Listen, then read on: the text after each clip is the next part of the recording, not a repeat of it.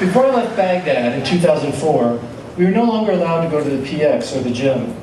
They were worried about suicide bombers getting inside the green zone, and those two places were ideal targets with a concentration of foreigners.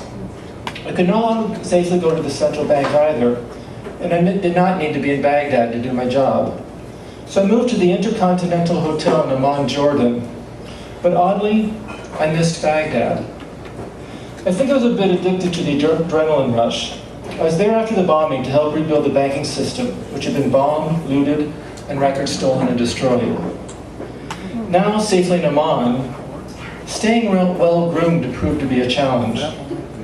When I decided to let my hair grow long, I became picky about who cut it. I had not cut my hair since I arrived in Baghdad a year ago, and it's finally getting long. Had a big meeting coming up in a couple of days with the central bank in Lebanon, and I thought I'd better have my hair trimmed. I figured I could get away with long hair as long as it was well-groomed.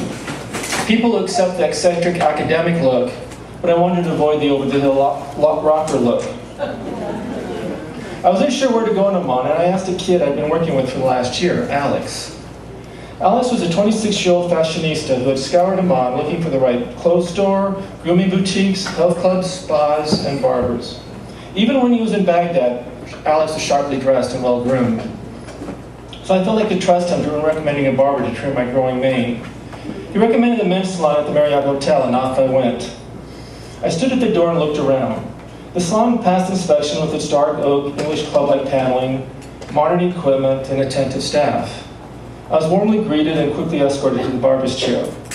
The barber asked me in very broken English what kind of cut I wanted. After spending most of the year in Baghdad, with the military and their buzz cuts and tattoos, I enjoyed being different. I knew long hair was not the best look for me, but I always wanted a ponytail. And this is my time to do it. Besides, what's the worst thing they could do to me? Send me home? I knew I would never look like Sean Connery in the first Highlander movie. But I was not ready to give up the dream. Not yet. With gestures in my broken Arabic, I told my Jordanian barber what I wanted.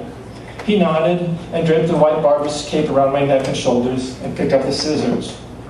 Then, before I could stop him, he cut off a giant lock of hair. I watched in horror as he kept cutting away until all I had left was a short, respectable banker's haircut. When he finished, he got out the mirror and asked with a big smile and pride in his voice what I thought of it. Still in shock, I just shrugged my shoulders and went, eh. With a slightly confused look, he quickly put away his mirror and hit the lever, putting the barber chair in a prone position. It was time for the massage and facial. I vaguely remembered Alex mentioning something about this. So I closed my eyes and reclined, and the barber's assistant began massaging my shoulders. I was looking forward to this. I figured that the haircut was such a disappointment, at least I could get a little pampering. I had never had a facial, and imagined it involved a little spritzing, a little massaging, and finishing with an invigorating moisturizer. I was enjoying the massage when I opened my eyes and saw the barber had gotten out some hot wax and was coming towards my face.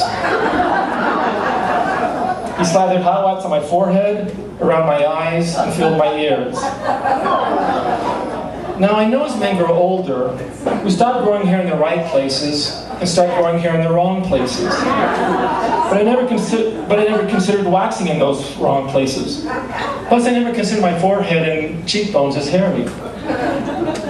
I was dreading the moment when he teared off the wax, and then, before I knew it, with a few quick strokes, he yanked off what felt like a layer of skin. Fortunately, it was over quickly. With my face and ears still stinging, I laid back to try and enjoy the rest of the massage and spritzing. When I looked up and saw the barber heading toward me again, with a new glob of hot wax. I couldn't figure out what he was going to do until he started shoving hot wax into my nose to remove my nose hair.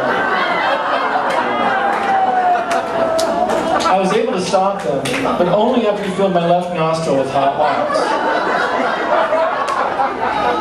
He pleaded with me to do both nostrils, but I was not budging.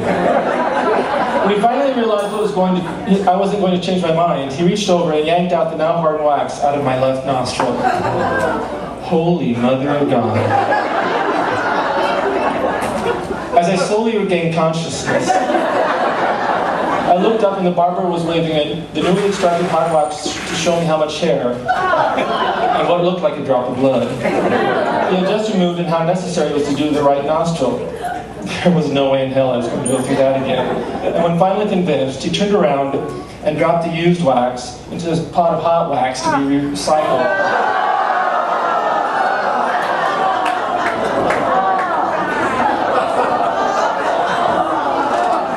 I stared in disbelief, hoping against all hope that he had just melted a new batch of wax before I arrived, and he didn't just smear warm, oozing, used goober wax all over my face. And then it got gross. Once again, I closed my eyes and was trying to relax and enjoy that damn massage.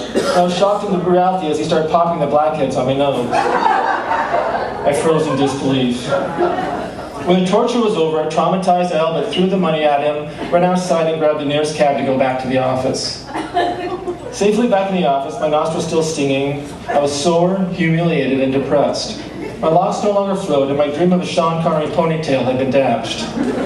Then a woman in the office looked up with a smile and said, "I love your new haircut. You look a little like Richard Gere in Shall We Dance?" Well, it's not Sean Connery, but it's not a bad second.